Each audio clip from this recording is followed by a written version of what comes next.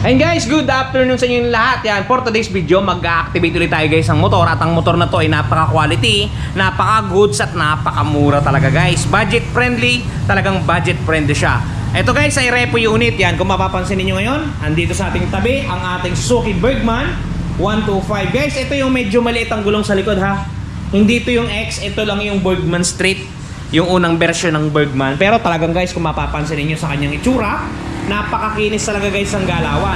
At ang presyo na to guys ay talagang presyong pangmasa. Okay guys, doon sa mga interesadong mapanood ng video na to, doon sa mga naghahanap ng repo, guys, ganito ang galawan, ganito ang kilusan pag i-release natin ang repo unit. Okay, bago natin banatan, bago natin tirahin at kanin, syempre, intro muna tayo.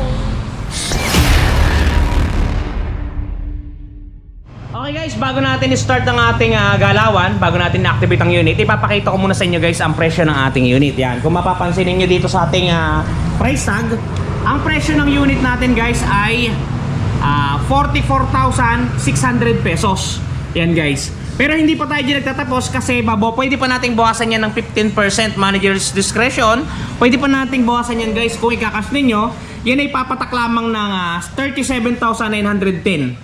Etong 44,600 magiging 37,910 na lang yan guys pag inalisan natin ng 15% na discount. Okay, pero pagkahulugan, ito ang down payment natin guys, 3,033. Pagka 2 taon ninyong nagustuhan at napusuan, ito 2,443. At pagka 3 taon, gaya ng client na to guys, ang pinili niya is 3 years, ito magiging monthly niya 1,987. Diba guys, napakamura, naka Suzuki Bergman 125 ka na, ang monthly mo lang is 1,900. Talaga naman guys, may mangyayari na. Okay guys, activate natin para makita ninyo yung kanyang odometer at marinig ninyo yung kanyang galawan. Ganito ang proseso niyan guys. Okay guys, check natin yung kanyang odometer. Ito yung unit natin guys. Yan, kung mapansin ninyo.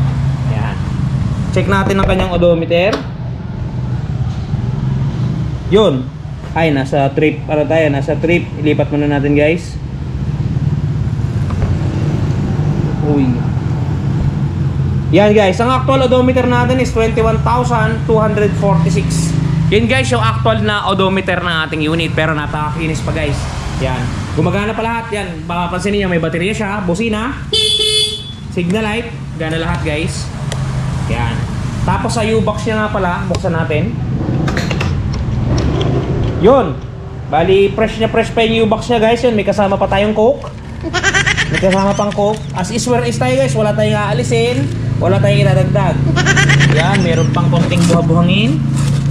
Meron pa siyang owner's manual. Yan, goods to goods pa yung condition niya guys. Pristine na pristine pa. Kumbaga, mala brand new pa yung kanyang datingan, you know. May minimal dents lang siya pero talagang all in all goods to goods siya guys. Yun, okay, start natin ang unit guys para mapakinggan ninyo yung galawan. May plaka na nga din pala siya guys, kaya hindi na kayo problema doon sa mga no plate, no travel policy. Yan o, may plaka na siya. Yun, yung kanyang tambucho dito guys, medyo merong, ayan, mapapansin nyo, normal naman yan. Yan o, yung parang nagiging kalawang. Normal naman yan, ganyan talaga pagka nagamit ng unit. All in all, walang basag, walang gas-gas sa kanyang mga paligid. May baterya din ang unit guys. Yan, narepo natin noong August 7, 2024. Fresh na fresh pa talaga guys. Kaya doon sa nakakuha na to, goods to goods. Kasi ang monthly niya lang guys is 1,987 pesos. Okay guys, proceed tayo. Activate na natin para ma-check natin at ma-test drive natin ang unit. Okay guys, i-start na natin. Ito nga palang Bergman na to guys. Ito yung pag ini-start mo, ay yung maingay, yung pagkaka-start, yung parang nagkakalansingan. Pero normal lang yun. Ito guys, start natin para mapakinggan ninyo yung galawan ng unit natin.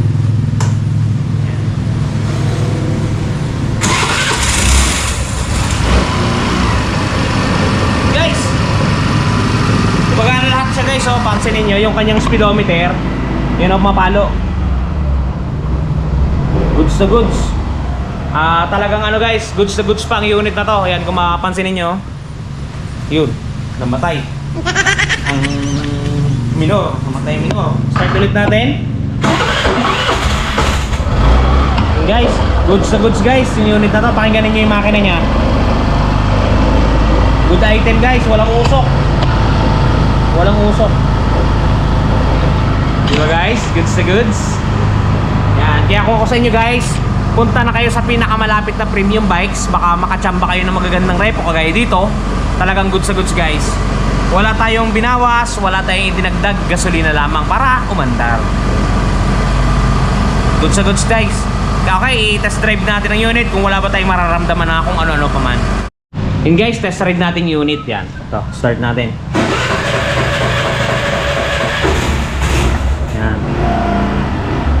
Yun guys, goods sa goods. Ganda yung kanyang engine. Ganda yung hatak.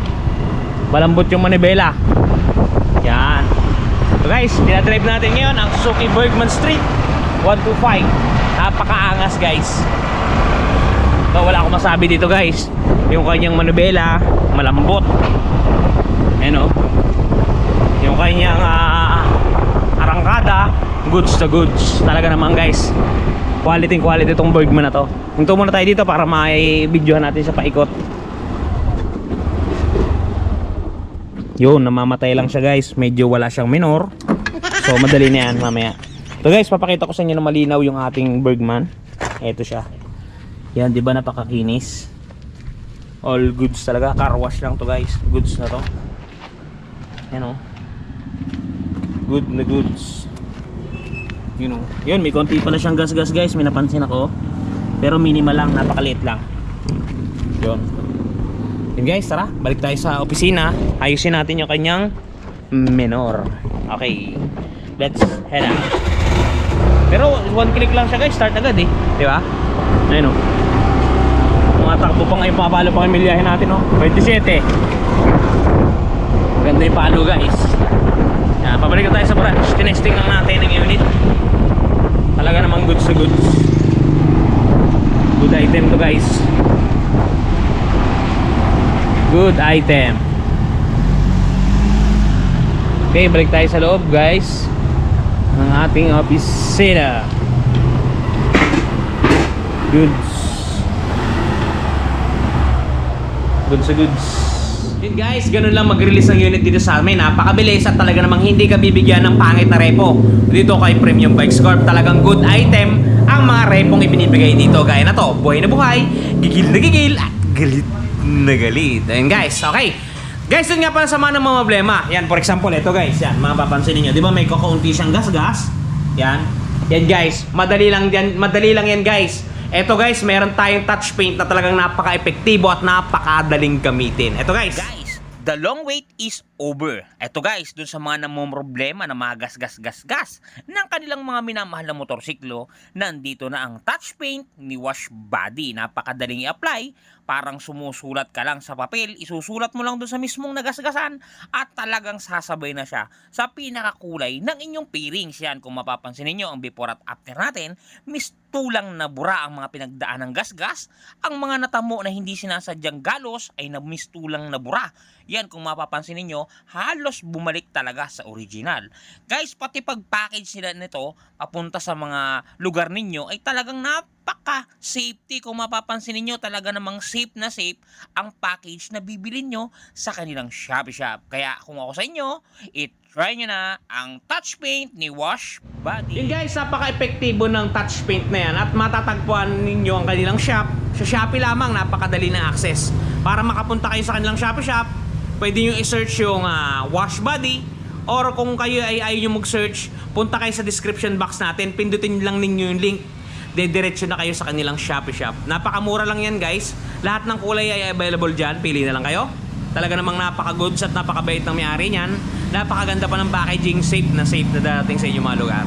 Okay guys, hanggang dito lang muna ang video natin. Ingat kayo palagi at palagi kayo magpapakasaya. Yan, shoutout natin mga tropa natin dyan, Sir Lennon Ignacio, Bebot Mahilom, yan, Mark Montible, Ruben Mendoza, Cian Mark Hernandez, at mga iba pa, si Sir Emiliano Gubat, Sani Valdez.